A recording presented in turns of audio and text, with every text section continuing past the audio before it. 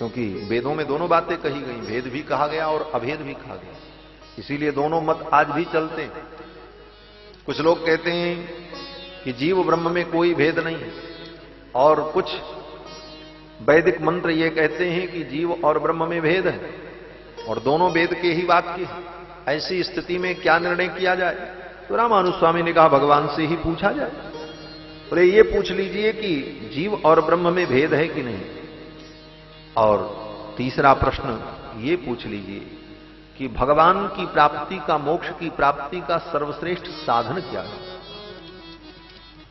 और चौथा प्रश्न भगवान से आप ये पूछ लीजिए कि जो शास्त्रों में ये कहा गया कि अंतिम समय में जो व्यक्ति भगवान का स्मरण करता है उसी को भगवत प्राप्ति होती है, जन्म जन्म मुनि जतन कराही अंतराम कहे आवत नाही, तो अंतिम समय में भगवान की स्मृति क्या अनिवार्य है?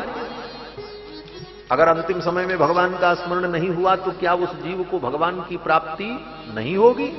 इसका समाधान मैं चाहता हूं।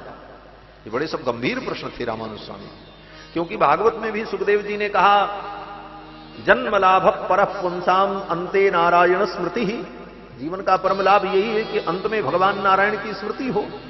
तो रामानुज स्वामी ने कहा कि यह भी आप भगवान से पूछ लीजिए कि चरम स्मृतिम च हित्वा, अंतिम समय में भगवान का स्मरण हो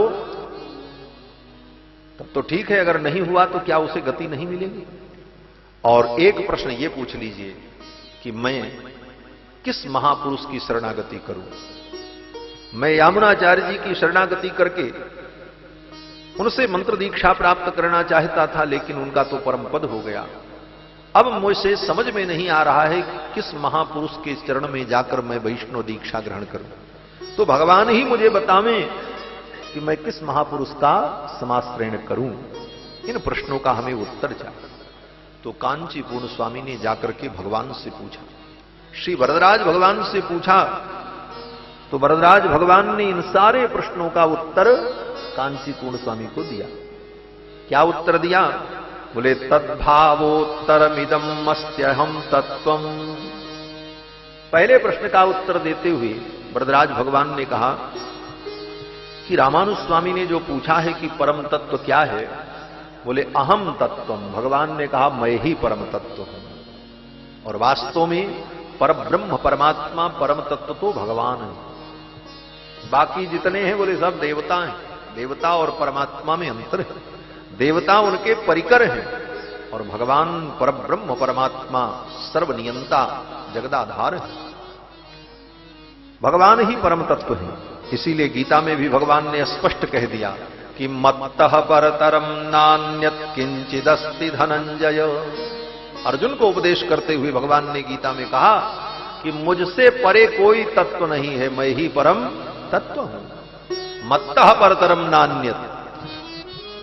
अब रही बात, अलग अलग देवताओं को भजने वाले लोग अपने अपने इष्ट को परम तत्व कहते हैं, ठीक है, उनकी भावना है और उस रूप में वो अनुभव करें, भजन करें, लेकिन अगर सब शास्त्रों का आलोडन किया जाए तो परम तत्व के रूप में भगवान ही सिद्ध हो। दो चार उदाहरण देकर के मैं बात आगे बढ़ाऊं। एक उदाहरण तो यही समझ लो कि भगवान परम तत्व इसलिए भी हैं कि वेद भगवान का ही परम तत्व के रूप में प्रतिपादन करता है। वेद से बड़ा कोई प्रमाण नहीं। कहां पर? बोले वेदों में पुरुष सूक्त में परम तत्व का वर्णन किया गया, जिस पुरुष सूक्त का हर ब्राह्मण प्रतिदिन पाठ करता है। सहस्र शीर्षा पुरुष सहस्राक्ष सहस्रपाद। उस पुरुष सूक्त में सबसे अंत में आकर के यही कहा वेदों ने कि श्रीश्चते लक्ष्मीश्च पत्न्यावहो रात्रे पार्श्वे नक्षत्राणि रूपमस्सि नौ। श्री और लक्ष्मी जिनकी पत्नी है, श्री देवी भूदेवी जिनकी पत्नी है, ऐसे भगवान नारायण ही परम तत्व है। ये तो वेद की बात है।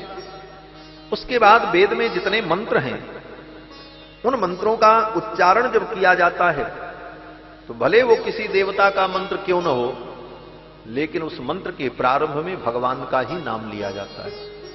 आप गणेश जी का मंत्र पढ़ो, गणानान्त्वा गणपति गुं हवा महे। लेकिन मंत्र तो गणेश जी का पढ़ा जाएगा, लेकिन सबसे पहले नाम भगवान का लिया जाएगा।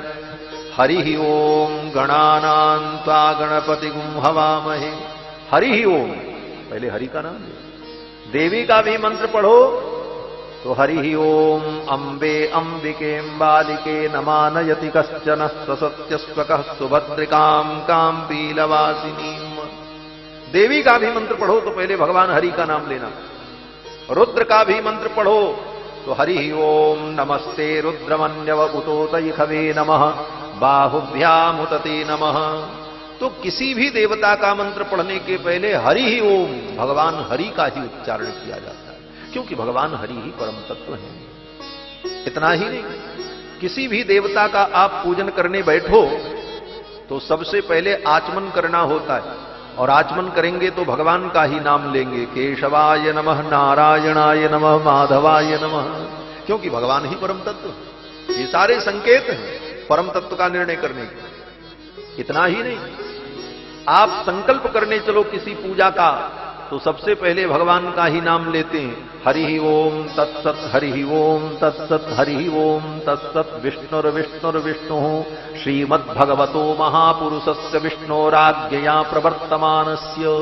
ये संपूर्ण सृष्टि किसके द्वारा प्रवर्तित है? भगवान विष्णु के द्वारा, हरि के द्वारा प्रवर्तित है, क्योंकि भगवान हरि ही परम तत्व हैं।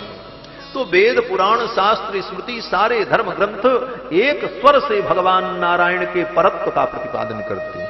भगवान नारायण ही परम तत्व हैं, और वही भगवान नारायण रामकृष्ण नरसिंह के रूप में प्रकट होते हैं। इसीलिए रामकृष्ण नरसिंह और नारायण में कोई अंतर नहीं है।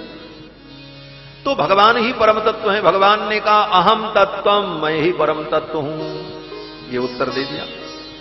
और जीव ब्रह्म में भेद है, तो भगवान ने कहा हां सद्वैतम मतमपि साधनम प्रपत्ति ही। भगवान ने कहा जीव में और ब्रह्म में भेद है, भगवान ने स्वीकार किया। भगवान ने निर्णय कर दिया, कांची वरदराज भगवान ने, कि जीव और ब्रह्म में भेद है, अभेद नहीं है। जीव भिन्न है, ब्रह्म भिन्न है। जीव कभी ब्रह्म नहीं हो सकता, कदापि नहीं हो सकता। गोस्वामी तुलसीदास जी महाराज भी कहते हैं कि माया बस परिच्छिन्न जड़, जीव की ईश समान। जीव कभी ईश के समान नहीं हो सकता, जीव कभी ईश हो ही नहीं सकता। और वेदांत में भी वर्णन तो किया गया कि जब जीव मुक्त होता है तो मुक्त होने के बाद वो भगवान के समान तो हो जाता है। ब्रह्मविद ब्रह्मैव भवति, ब्रह्मविद ब्रह्म को जानने वाला, ब्रह्मैव भवति ब्रह्म के समान हो जाता है, लेकिन ब्रह्म नहीं हो जाता, ब्रह्म के समान हो जाता, ब्रह्म नहीं होता। कैसे? बोले जैसे भगवान चतुर्भुज हैं, शंख चक्र गदा पद्म धारण करते हैं, पीतांबर पहनते हैं, वैसे वो जीव भी मुक्त होकर के उसी रूप में हो जाता है, लेकिन वो भगवान नहीं हो जाता, अंतर बना रहता है। वैकुंठ में जितने जीव पार्षद हैं जो मुक्त हैं, नित्य मुक्त, वो सब चतुर्भुज ही रहते हैं और सब भगवान जैसे ही दिखते हैं। हाँ, सबकी नाक आंख कान स्वरूप सब भगवान जैसा। जो मुक्त होकर वैकुंठ गया सब भगवत स्वरूप हो जाते हैं। बोले महाराज तब तो बड़ी समस्या होती होगी। बोले क्या समस्या? बोले असली भगवान कौन है कैसे जाने? बोले उसका भी वो होता है चिन्ह। क्या चिन्ह है? बोले भगवान के समान जीव मुक्त होकर के हो तो जाते हैं, लेकिन कुछ अंतर रहता। बोले क्या अंतर?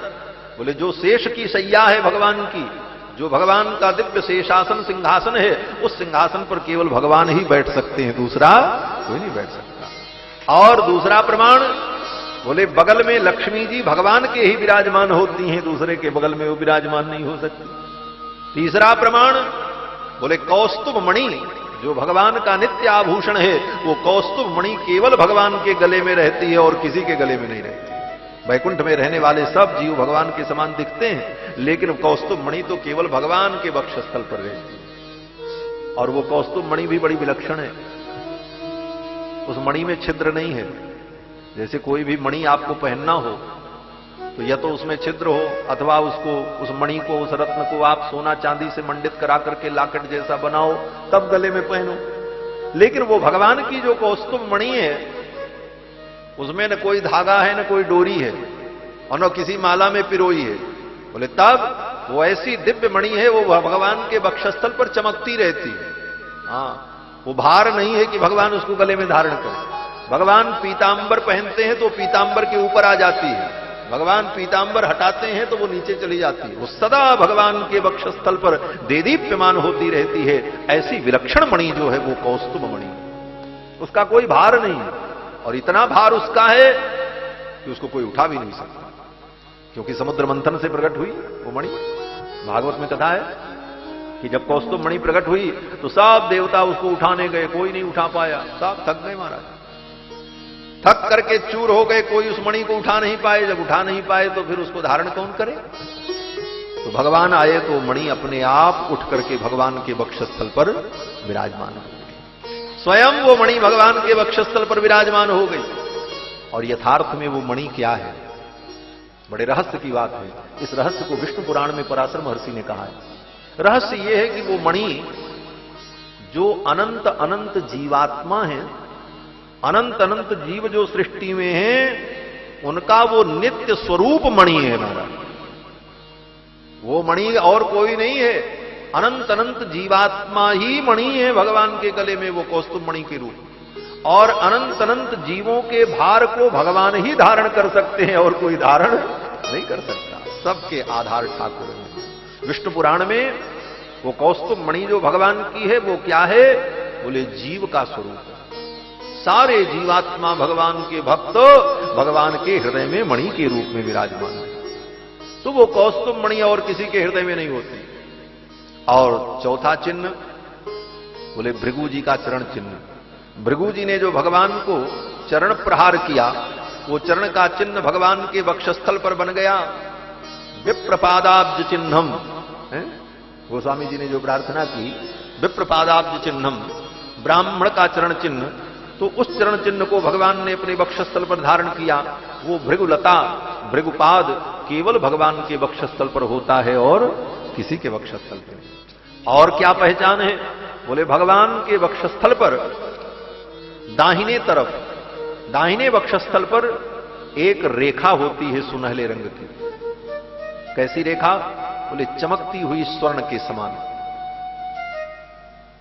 हिंदी में 7 जैसे लिखा जाता है, अंग्रेजी का 6 समझो, हिंदी का 7 समझो।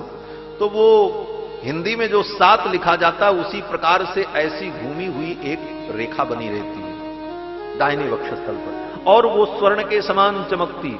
वो क्या है? बोले उसको श्रीवत्स चिन्ह कहते हैं। वो श्रीवत्स चिन्ह है। भगवती महालक्ष्मी उस चिन्ह के रूप में भगवान के हृदय में बैठी रहती है। तद वक्षस्थल नित्यवास रसिकाम तच्छांति संवर्धिनी पद्मालंकृत पाणि पल्लव युगाम पद्मासनस्थाम श्रियम वात्सल्यादि गुणोज्ज्वलाम भगवतीम वंदे जगन्मातरम। जगत माता जगत जननी लक्ष्मी एक रूप से भगवान के वक्षस्थल में विराजमान है।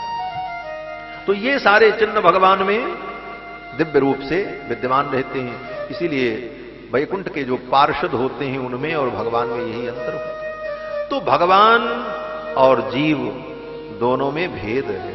सद्वैतम मतमपि, भगवान कहते हैं जीव कभी ब्रह्म नहीं होता। और वेदांत ब्रह्म सूत्र में भी वेद व्यास जी ने अंत में लिखा कि मुक्त होने के बाद जीव भगवान के समान तो हो जाते हैं, अनावृत्ति शब्दात अनावृत्ति शब्दात, फिर उन्हें संसार में कभी आना नहीं पड़ता।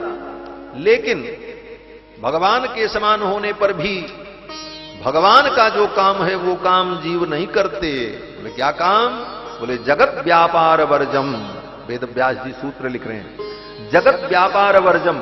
ये जगत का जो व्यापार है, व्यापार माने कार्य, भगवान जो अनंत अनंत सृष्टि बनाते हैं उसका पालन करते हैं, फिर उसका संहार करते हैं, ये काम वो जीव नहीं कर सकता। मुक्त होकर के वैकुंठ जाएगा, भगवान के समान ही रहेगा, भगवान के समान दिखेगा, लेकिन ये काम वो नहीं कर सकता। ये सोचे कि हम भगवान के समान हो गए, हम भी सृष्टि करें, पालन करें, संहार करें, बोले ये कार्य उसका नहीं होता, ये कार्य तो भगवान का ही होता। तो इन सारे कारणों से जीव और ब्रह्म में भेद है। भगवान ने कहा जीव और ब्रह्म में भेद है। और तीसरा प्रश्न, भगवान की प्राप्ति का साधन क्या है? तो भगवान ने स्वयं कहा कि मेरी प्राप्ति का सर्वश्रेष्ठ साधन प्रपत्ति है। सर्वश्रेष्ठ साधन प्रपत्ति है। सर्वधर्मान परित्यज्य सर्व कामाश्च साक्षरान लोक विक्रांत चरणौ शरणम ते ब्रजम विभो। भगवान कहते हैं सब कामनाओं को छोड़ करके जीव मेरी शरणागति कर ले, यही मेरी प्राप्ति का सर्वोत्तम साधन है। ज्ञान भी साधन है, भक्ति भी साधन है, उपासना भी साधन है, कर्म भी साधन है, लेकिन इन साधनों से श्रेष्ठ साधन शरणागति है। शरणागति को ही प्रपत्ति कहते हैं। इसीलिए गीता में भगवान ने अर्जुन को कर्म का उपदेश किया, ज्ञान का उपदेश किया, भक्ति योग बताया। सब बताने के बाद भी अर्जुन का मोह भंग नहीं हुआ। तब अर्जुन ने कहा, महाराज आपने सब तो सुना दिया, लेकिन अभी तक मेरे पल्ले कुछ नहीं पड़ा। मैं क्या करूं, ये निर्णय नहीं कर पा रहा हूं। कौन सा साधन अपनाऊं कि निश्चित रूप से मेरा कल्याण हो, कर्म बंधन से मैं मुक्त हो जाऊं, संसार के इन सारे कर्मों को करते हुए भी कर्म का कोई बंधन न हो। तब भगवान ने कहा, अर्जुन अभी तक तो मैंने तुमको जो बताया वो गोपनीय था, लेकिन अब परम गोपनीय तत्व जो है, परम गोपनीय ज्ञान है, वो मैं तुमको बताने जा रहा हूं। गीता के 18वें अध्याय में भगवान कहते हैं कि गुह्यात् गुह्यतमं भूयः शृणु मे परमं वचः। गुह्य से गुह्य तत्व जो है वो मैं तुमको अब बताने जा रहा हूं। गुह्यात् गुह्यतमं भूयः शृणु मे परमं वचः। अर्जुन ने कहा, प्रभु वो क्या वचन है आपका? तो भगवान कहते हैं, मन्मना भव मद भक्तो मदयाजी माम नमस्कुरु। अपना मन मेरे में लगा करके मेरा यजन करो और सभी साधनों का भरोसा छोड़ दो। जितने साधन तुम कल्याण के लिए मान रहे हो कि कर्म से, भक्ति से, ज्ञान से, यज्ञ से, तप से, समाधि से तुम मुझे प्राप्त कर लोगे, कर्म बंधन से मुक्त हो जाओगे, उन सारे साधनों का भरोसा छोड़ करके सर्वधर्मान परित्यज्य माम एकम शरणम ब्रज। सब धर्मों को छोड़ करके मात्र मेरी शरण में तुम चले आओ। सर्वधर्मान परित्यज्य माम एकम शरणम ब्रज अहम त्वा सर्व पापेभ्यो मोक्षयिष्यामि मां शुचः। मैं तुमको समस्त पापों से मुक्त कर दूंगा, मां शुचः तुम चिंता मत करो। तुम अपने साधन से स्वयं पाप मुक्त नहीं हो सकते, यही कारण है। भगवान कहते हैं तुम अगर कोई प्रयास करो कि मैं अपने प्रयास से अपने पापों से मुक्त हो जाऊं, बोले इतना पाप तुमने अनंत अनंत जन्मों में किया है कि तुम उन पापों का स्वयं प्रायश्चित नहीं कर सकते। बोले तब भगवान कहते हैं ये मेरे ऊपर तुम छोड़ दो, तुम केवल मेरी शरण में आ जाओ, मैं तुम्हारा पाप मिटाऊंगा, तुम नहीं मिटा पाओगे। अहम ता सर्व पापेभ्यो मोक्षयिष्यामि, मैं तुमको समस्त पापों से मुक्त कर दूंगा। बोले ऐसा कैसे हो सकता है? बोले सीधा हिसाब है, किसी व्यक्ति ने बहुत अपराध किया, कहीं भी गया अपराध से मुक्त नहीं हो पाया, साधारण न्यायालय ने उसको सजा सुना दी, हाई कोर्ट में गया, बोले वहां भी उसको मुक्ति नहीं मिली, वहां भी उसकी सजा सिद्ध हो गई, सुप्रीम कोर्ट गया, वहां भी उसकी सजा सिद्ध हो गई। बोले तब बोले अब कोई साधन नहीं बचा कि वो पाप से मुक्त हो। बोले अब एक ही उपाय है कि राष्ट्रपति के पास चला जाए, वो अपनी याचिका लेकर के कि भाई हमारे ऊपर दया करो, उनकी शरणागति कर ले, तो राष्ट्रपति चाहे तो उसको सब पापों से मुक्त कर सकता है। बोले भाई हम तुमको बरी करते हैं।